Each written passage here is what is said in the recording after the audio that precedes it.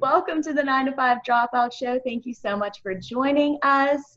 This is the show where you get your weekly inspiration to say goodbye to that 9 to 5 grind and finally start to pursue your dreams and your passion in life. And today's very special guest is going to talk to us just about that. His name is Anmol Singh, and he has really have a lot of experience in all different types of entrepreneurship. He was a professional stock market trader, the founder and CEO of multiple companies involved in anything from education to finance and investing to even social media apps and real estate. He also runs his business on the go and travels a lot. And so I'm very interested to talk a little bit about that as well. So I don't want to take up any more time, and I would love to hear a little bit more about your journey. Thank you, Anmol, so much for joining us today, and welcome. Thanks for having me. Looking forward to chatting with you. Yes, me too. Okay, so I know I gave just a really brief introduction, but I would love to hear more about your journey, everything that you've done. So yeah, I don't know if you've ever been in the 9 to 5 grind, but if you were, and how you kind of stopped that to pursue your own stuff. So yeah, I'd love to hear all about it. Sure. So one of the things is I have a taste of the 9 to 5, but I've never fully been in a 9 to 5 grind, although I do know what it might be like. And I think that's what I was trying to run away from in college, is to not get into that. So yeah, I've never actually had a job that I worked for anybody.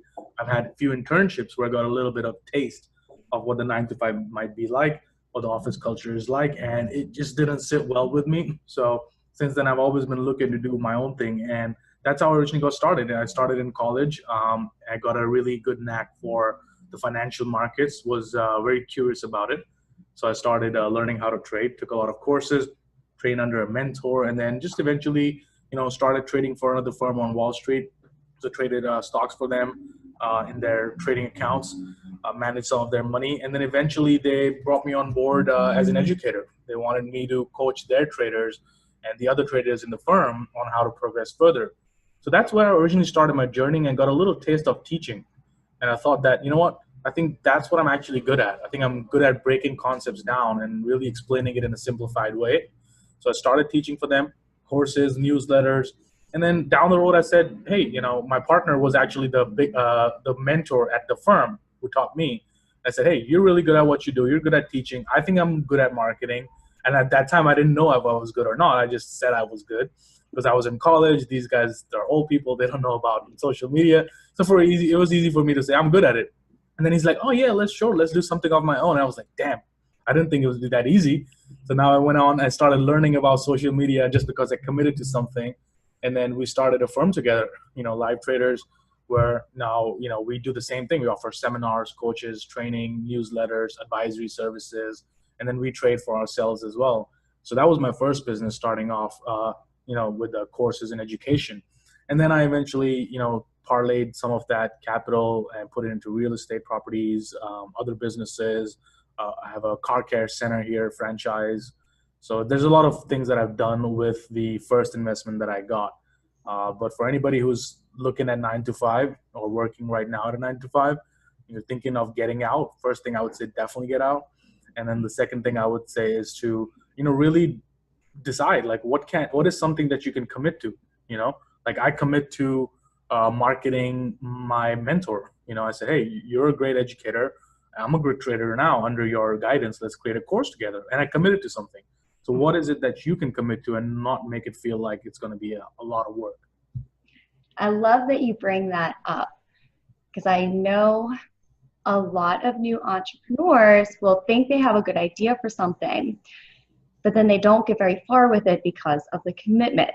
Mm-hmm. So recognizing what you can commit to is a very important piece, and it's essential for any success in your own business. So can you talk a little bit more about, let's say somebody is sitting in their office right now, they're listening to this show, and they don't really know what their passion is, or maybe they have a couple different ideas. What would that first step look like for them? First step is the easiest one. I think people spend a lot of time on their passion to decide, oh, what is my passion? Because there's a lot of talk these days, follow your dreams, follow your passion, do what you're passionate about. And it all sounds really good, but sometimes we just don't know what I'm passionate about. Especially if you're in your, 20s or 30s, you don't really know yet. You don't have that clarity yet. Passions also change over time. What you're passionate about today, you might not be passionate about it 2 years from now. Like I wanted to play sports in college. Now I don't even watch sports. So, passions evolve over time. So don't get too hung up on, what is it my passion? People spend hours and hours exercising visualization on what am I passionate about? Let's get clear on our goals.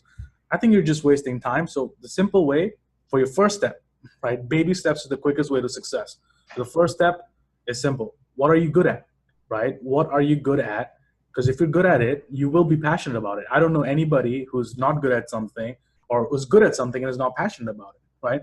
Anybody who's good at their field playing sports and they're passionate about it, why are they passionate? Because they're good at it. If you're not good at it, you won't be passionate. So just find something that you're already good at, or at least a little bit ahead than everybody else, So if you're a social media, you're an expert, you know how to use Twitter, Facebook, Instagram ads, Facebook ads. Well, you probably know a lot more than a shop down the street, right? That's your first client. You know way more than they do, right? They don't even know how to get on Facebook or how to even create an ad. That's your first step. Go talk to the shop down the street. That's your first client. And you build from there. So find something that you're already good at, or at least better than, 40%, 50% of the people out there. And then you learn a little bit more about it, and then you start there. And it all starts with the first client. It all starts with the first client. So always focus on where and how can I get my first client, rather than I want to find what my passion about, because you can waste years meditating and researching what your passion is, while other people are out there actually executing and creating something. So focus on creation, and then when you make money, you have all the time to meditate. That's so true. And I loved how you spoke about how our passions really evolve. I know personally, my first business was an online dog boutique, and I no longer have that. Mm-hmm. But you know what? If I never started that first business, I wouldn't be where I am today. It was an evolution. Mm-hmm.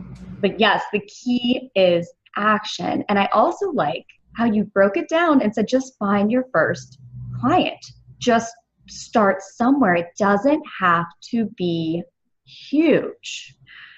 So can you just talk a little bit more about, you're pursuing this passion, you have this idea. How do you really kickstart this new idea into a business? Right. So, as you were saying, you have a dog, business in the past, and now you don't have it anymore. But I can bet you there were some skill or something you learned while actually doing that you can still use right now in other businesses. Maybe you picked up some marketing techniques. Maybe you picked up, how to actually operate a business. Maybe you picked up some financial management. So, you can learn things from all businesses, and then that will still come in handy, down the road. Because if you're getting good at sales and marketing, no matter what you do, that will always be useful. So it's not like, oh, I don't want to waste my energy on this business. I want to focus on something else. It all starts with the first thing. You got to start that first gig of yours. So if you're at a job right now or you don't know what you want to do, just figure something out. Just pick something. And it could be as simple as, I think people complicate it a lot, whereas they try and find it. But I would just say, hey, pick 5 ideas that you like the most. Put it in a bucket. Pick one. Let's just start, right? Because it all starts with actually executing. I want you to get you in the habit of actually doing it. And then maybe, let's say you start doing it, you start planning that business. You're like, you know what? Not that interesting. Well, guess what? Pick another. But unless you actually start working on the business, it's just an idea. So, you got to get outside the idea mindset and executing mindset. And that's the thing we teach, when I work with traders that are risking millions of dollars every single day. When I speak to them, I say the same thing. Start with one good trade. Take one good trade, and then take one good trade, and then take one good trade. Like small little steps will add up. There's no like giant leap of success. People look at, oh, Facebook went public, they made billions of dollars. But what about all the time they put in when they were in college? They started somewhere, and then it builds. So I think that's the way to start, is just pick something. Don't pay too much attention to what it is. Just pick it, go for it, start executing, start with finding that first client with any business at all. Mm-hmm. Yes, I love that. And it's so true. My first business, I call it my starter business because that's where I learned everything. And I made a whole bunch of mistakes, but I was able to learn from those and apply them to my second business. And I really grew and I never made those mistakes again, Yeah. obviously.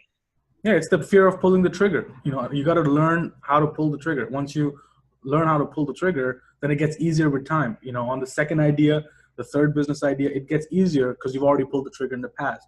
But if you never pull the trigger, then, you know, opportunities will come by, fly by you, and you'll always be looking at opportunities and thinking, oh, I thought of that idea once. Oh, Uber came out. Oh, I thought of that too once, you know, or Hmm. like Uber Eats comes out. You're like, oh, I thought of that last year.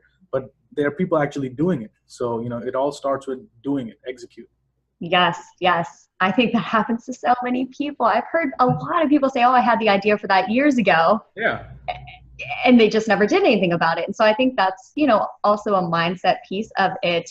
A lot of us are unsure of our ideas. We're unsure if we want to have that perfect idea. We want to have that perfect business plan. But I love what you're saying with, you can just start somewhere and then grow and see where it goes. It doesn't have to be perfect. You don't have to know everything starting off. And to be honest with you, nobody knows everything when they start off. Right. Even like you said, Facebook. I mean, Yeah. yeah, we see where Facebook is now, but we didn't see them when they were first starting. Right. Yeah. And I'm still learning every day, you know, like Facebook changes their algorithm and now you're like, oh, my posts aren't getting, you know, as much reach as they used to get. Now, guess what? We figured out, we read what Facebook did and we learn. So it's a constant learning thing. You're never going to get to a point where you think, okay, now I've got it. Now I can start my business. Because by the time you learn that knowledge, it's already old. Something new keeps coming. So learning it's an ever learning cycle. You're never going to get to a point where you think, okay, now I have all the knowledge. I've read all the books. I've watched all the courses. Now I'm going to start. Because by the time you've done that, there's 10 more new things out. So just get into the habit of learning will never end. And you just got to keep up with it and take steps along the way. Yeah, that's so true. Entrepreneurship is a constant learning experience. Either you're learning about business or, from my experience, and I know from your work, it's your experience as well, you're learning about yourself. Hmm. There's a lot of personal development involved. Um, so, would you mind talking a little bit, just switching gears a little bit and talking some more about just working on yourself and developing personally so that you can be successful in all of your pursuits? Right. I mean, it's an important piece because I think working on yourself is the most important thing because once you've worked on yourself, then you can bring that strong you into anything that you do.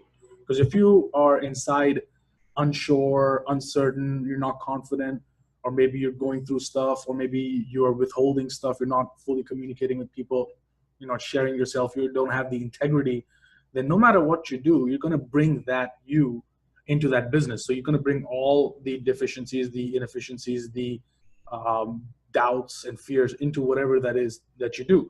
But if you create and work on getting a stronger you, being in integrity with yourself, keeping your word to yourself and to others, then you can bring that strong you into whatever it is that you do, and the results are going to be drastically different than if you show up as a weak, fear of pulling the trigger, not executing, procrastinating, versus somebody who's disciplined and who's taken baby steps day after day. The results for those two people is going to be drastically different. So it's really important to work on yourself. And the best way to do it is to really, number one, figure out who is it that you are and what is it that you want to achieve. And then, if this is what I want to achieve, how do I get there? And what is the next step? That's the biggest question I tell everybody. Don't focus on creating a to-do list or task list of 20 things I need to do, right? Just what's the first thing that I need to do, right? What's the next thing I can do? When you've done that, next thing I can do. So I'm a big disbeliever and not a fan of people who create to-do lists, because what happens? The to-do list keeps like this. You might check the first two or three, and then the rest of them will never get checked. And we've all been through that. So the easiest way is just to have a check to-do list with only one thing. When you knock that out, then you could put the other thing in. And more importantly, put a deadline on it. By when? This is a question that when I ask any of my students, they all hate me for it. Is by when? They're like, some person is like, you know what, I want to focus on my relationships, on my dating life. So I'm gonna, go to these networking events you suggested. I'm gonna go to these dating events that you suggested, And I'm like, all right, great. By when? And then they're like, they feel choked up. I'm like, by when is the most important question in the whole world? By when? All right, I want to go to the gym. Okay, when are you going to join? By when? I want to focus on, trading my stock picks better. Okay, so what are you going to put in place to ensure that happens? And by when? So those questions you need to ask yourself. And I'm asking myself the same questions that day because I wanted to go to the gym, and I was like, by when? So those are the most important questions: is a by when, and what are you putting in place to ensure that happens? Yes, I love that. I love that. I worked for years as a counselor and then also a coach, and that was a huge part of it. Well, especially my coaching clients, the by when. Yeah, I mean, you have this goal. If you don't think that you can accomplish the goal you have in mind by that end date, well, then we need to work on the goal. But we still need that end date. Yeah, the buy one definitely is needed for every single thing. So if you're looking to come up with your own business idea, well, great. Let's just say, all right, by Monday, I'm going to come up with the idea. That's it. No, like I'm going to think about it. I'm going to come up with something. Well, by when are you going to come up with it? And what are you putting in place to ensure that happens? So that could be, I'm going to take 20 minutes or I'm going to take 10 minutes a day to really think about it and write down my ideas for the business. Great. That's what you're putting in place. And by when? By Monday, I'm going to do it. That's it. And it's done. And the next piece is integrity. Be integrity. Keep integrity with yourself and with others. So do what you said you were going to do, and then do it when you said you were going to do it. That's it. That's the formula for all success in life. And I know it's hard. I mean, I don't do it all the time either. But if you do that, that is the formula for success. Do what you said you were going to do, and then do it by when you said you were going to do it. And just think about how much your life will change if you did everything that you said you were going to do. Think about it. I mean, your whole life would just change. You want to write a book? Great. By when? Back to the same question. That's so true. And I love how you mentioned integrity, and you're keeping integrity to others, but you're also keeping integrity to yourself. And, when we have a deadline and we have a boss that is going to hold us accountable, then it's really easy to get things done. But the second that you start your own business, you become an entrepreneur, you are that person. And, staying within integrity, I think is such an important piece to remember, because you are just as important as your boss is at that 9 to 5. I mean, you're even more important because your success in your personal future depends on it. So if you say you're going to do something, hold yourself accountable, and just walk into the world as the person that you want to be. And I think that goes back into like the personal development and how the entrepreneurship skills and the personal development really coincide, and they are intertwined a lot of times. Do you have any tips? Because this requires a certain amount of motivation. Mm-hmm. So do you have any tips to, first become motivated and then keep that motivation as you're on this journey? I mean, the biggest motivating factor is the thing that I call the 7 questions. So you got to ask yourself, like, let's say first thing, what do I want? Like, what does my ideal life look like? Or what is my goal, right? And then when you get that goal really clear, then you ask yourself the question, why do I want that? So for example, when people come to me to learn trading, they're like, oh, I want to make tons of money as a trader. I'm like, okay, great. Why? And then they're like, well, because, I hate my job, or, I don't want to work 9 to 5. I want to work when I want to trade. I'm like, okay, great. And then why is that? And they're like, well, so that I can get freedom, or, the time freedom. I'm like, okay, now we're getting somewhere. Then I'm like, okay, why do you want that? And they're like, oh, because then I can get to spend some time with my kids, my wife, I can be home more often. I can work from home. I'm like, great. And why? And we just keep rolling with that. Like 7 times you ask the question. And this is a cliche, which is one of my mentors taught me, but it's like, find the why that makes you cry. Like, what's your why? Why do you want it? Keep asking yourself the question, why, until you get the source of that piece. And then that should really move you.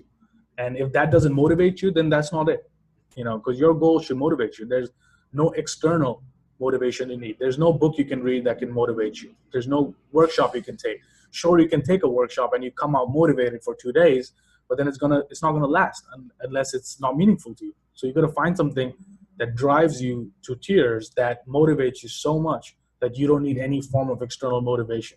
And that could be personal. That's not something that you want to have to share with the world. Although if you do, you're going to come out ahead more powerfully, and people are going to see more powerfully when you're more vulnerable.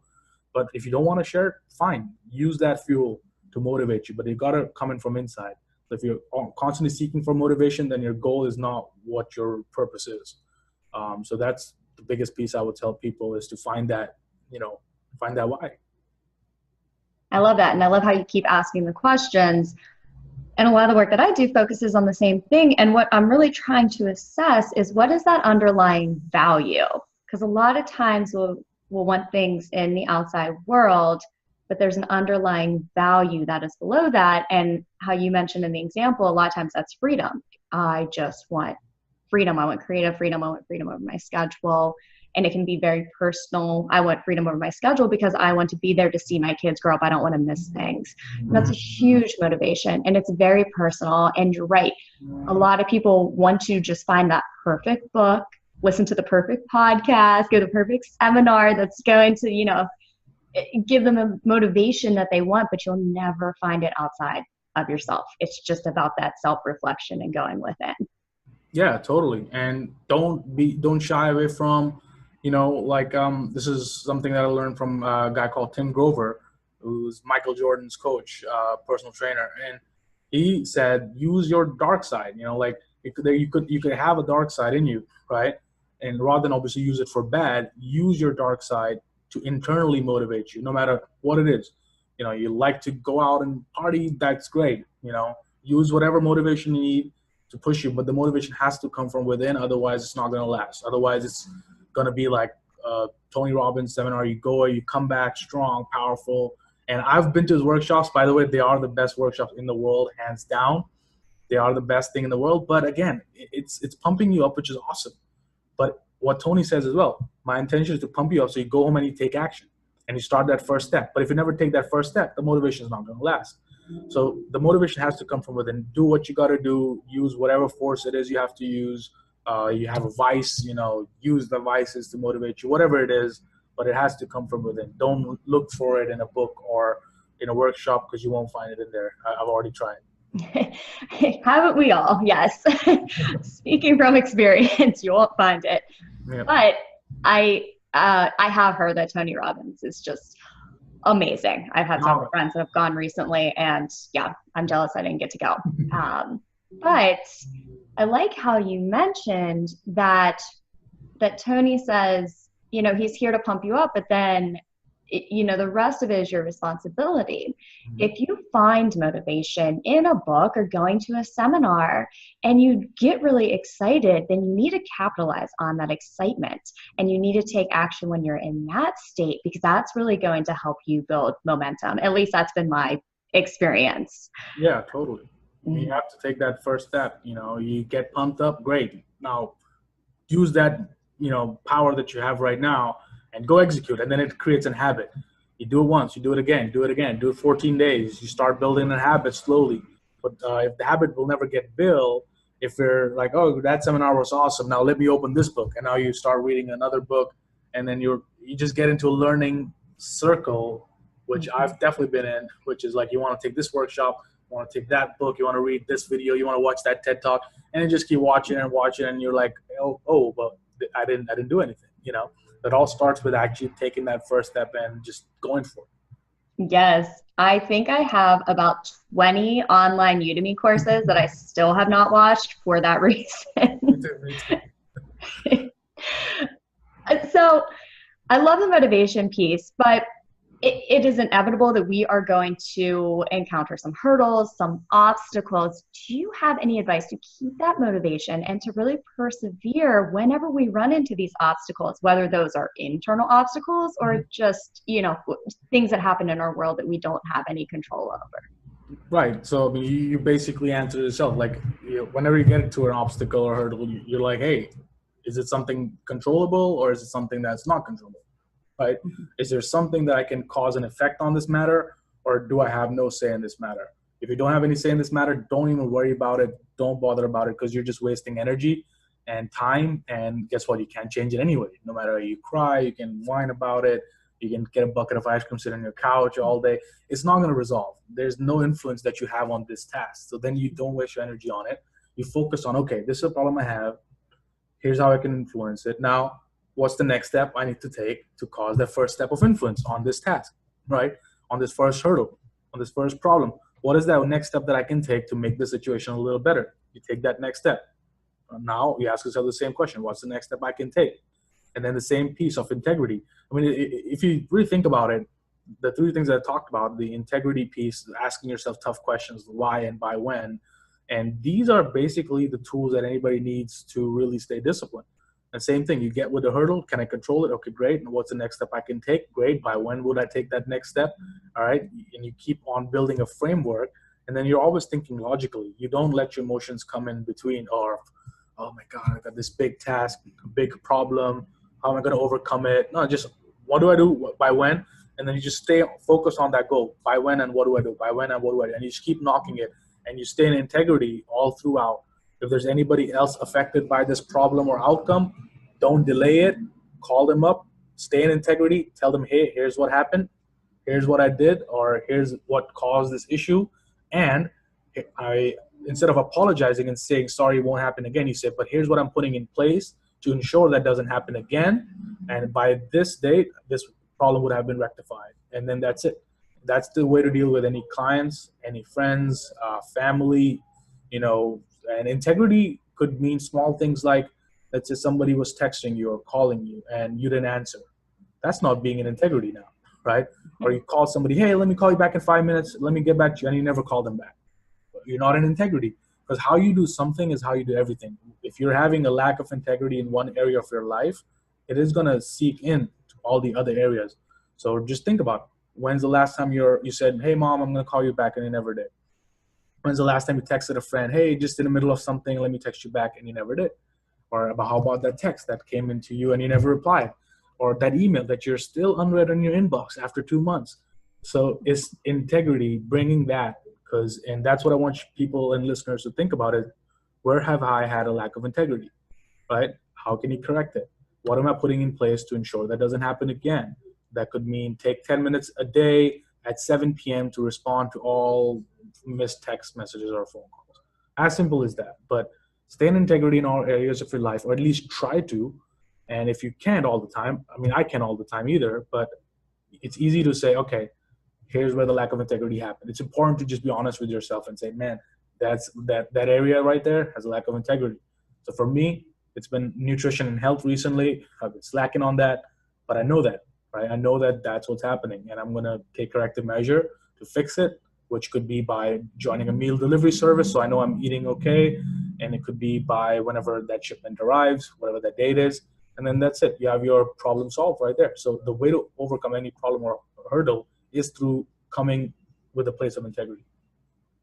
Yes, that is so important. And it made me laugh whenever you said talking to your mom, because I texted my mom today and I said, okay, I'll call you today or tomorrow. And a typical Rachel move would be, I'll call her sometime next week. Yep. But I forced myself to call her, and it was a really good conversation. I felt so good after, and that's sticking with integrity. I said I would call her today or tomorrow, and I had time to call her today, so I called her today.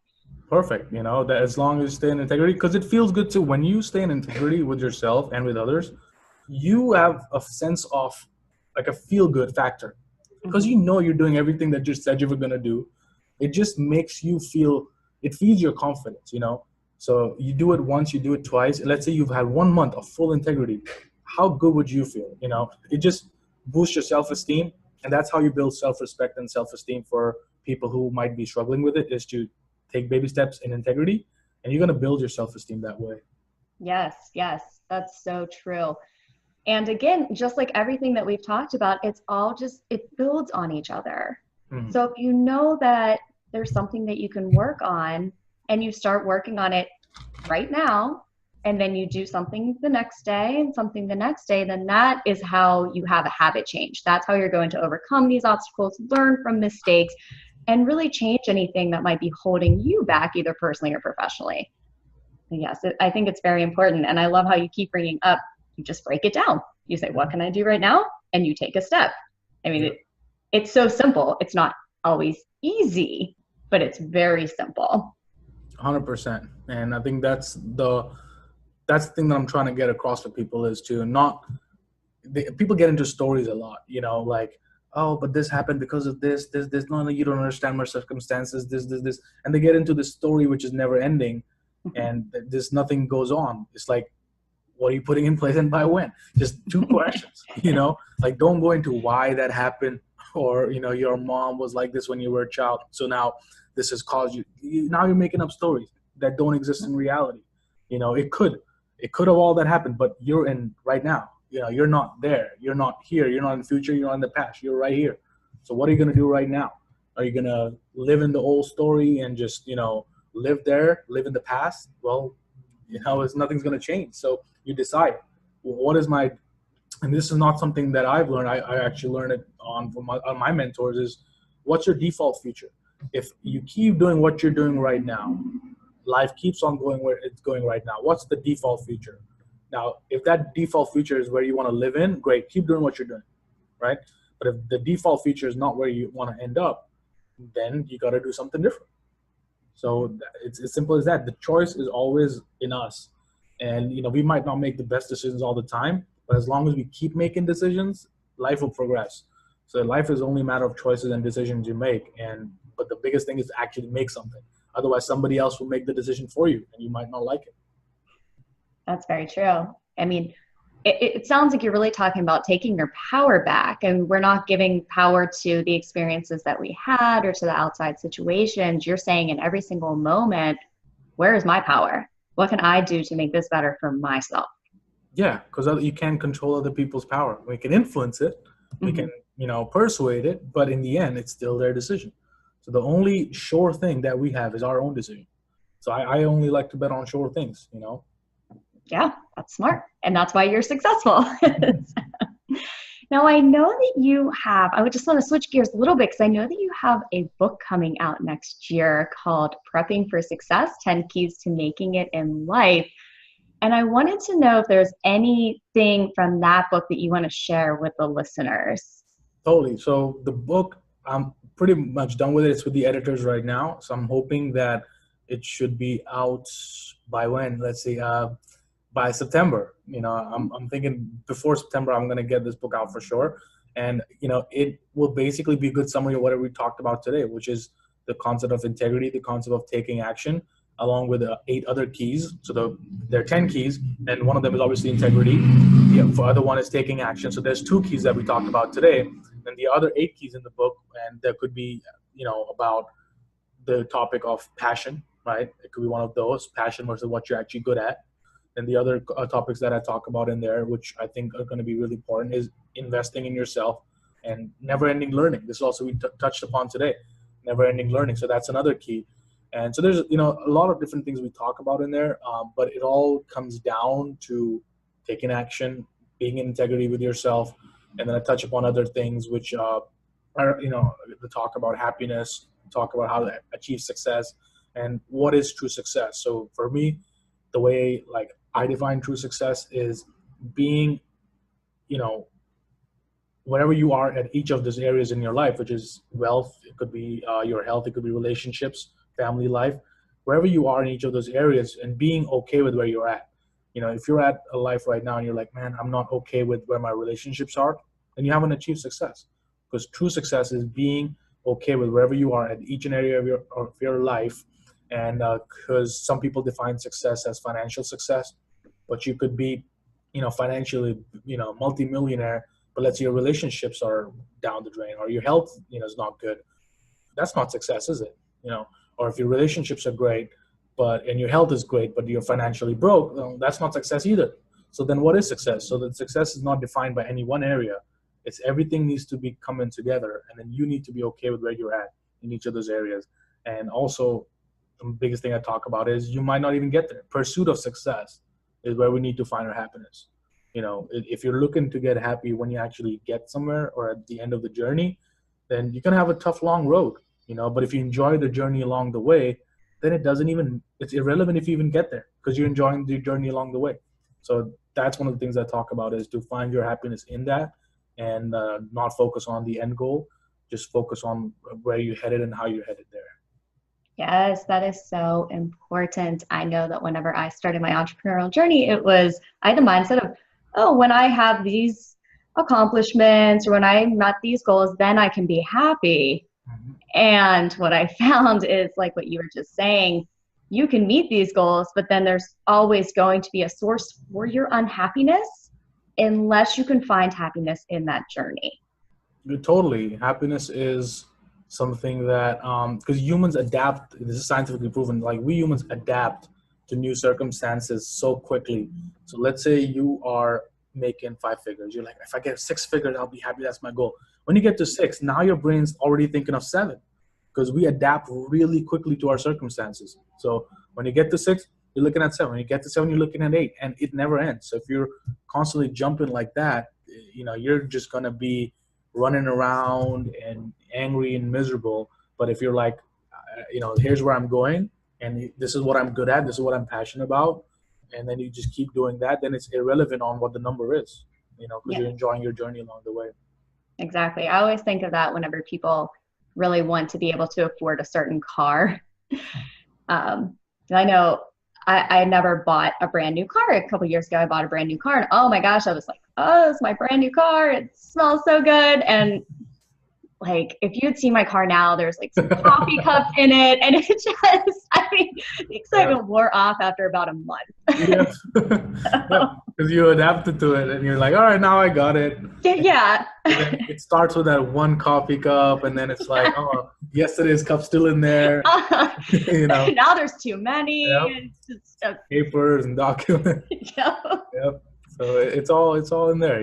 It's just like that analogy about a person who wins a car at a lottery, right? And then a person who worked 30, 40 hours, he worked like 15 hours a day to make that money to earn that car. Now, let's say both of them scratch their car. Who's going to be more angry, right? Because the person who, earned it. The person who won it in the lottery, he doesn't value it as much. But when you actually earn it, you value it way, way more. Yes, yes, absolutely. And the same will ring true whenever listeners start their business, or if anybody has a business now, you can understand that. I mean, your accomplishments and what you do just feel so much better than like a 9 to 5 where you're really just working for a paycheck. Exactly. So, Totally. do you have any last pieces of advice for our listeners who are thinking about quitting their 9 to 5 and pursuing their passion? Yeah, I think I'm going to choose to not give them last piece of advice, but just reaffirm what we said earlier. What is the next step are you going to be taking? So that's all I want you to take away from this interview. You can ignore everything else I said, but just decide on what's the next step. Like, what is the next step, and by when am I going to do it? That's it. You got those 2 things down. You don't need to listen to me ever again. You don't need to listen to anybody ever again. You don't need to read a book ever again. It's just like, what's the next step and by when, and what am I putting in place to ensure that happens? That's it. 3 questions are basically sums up everything you need to know, and there's nothing else you need to learn. Well, that is a perfect way to end things, and I encourage everybody who's listening to do that. Now, can you tell our listeners where they can find you? Sure. So they can find me on Instagram and Twitter. My handle username on both of those is at Delta90. Don't ask me why. It's a long story, but I'll spell it out. It's DELTANINETY. So Delta90 on Twitter and Instagram. That's the best way they can stay in touch with me and what I'm doing. Or if they're interested in trading or that side of things, then they can visit my website at livetraders.com. And they can find more info about that. So that would be the best ways to keep in touch with what I'm doing. Okay, perfect. Well, thank you so much for coming on the show. I know that this will be very helpful to a lot of people listening, and probably exactly what a lot of listeners need to hear right now. Oh, definitely. It was great being on the show. And for those of you who were interested in the book that might be coming out, and it will be coming out by September. So you can head on over to prepping, preppingforsuccess.com. And then you can find more info about the book and other things that I'm involved with. So it's great being on. It's nice chatting with you. Perfect. And I will link to what he mentioned in the show notes so that you can just click on that for easy access. So also in the show notes will be the 10 steps to starting your business free PDF and video course if you're interested in that. Thank you so much for tuning in, and I will talk with you next week.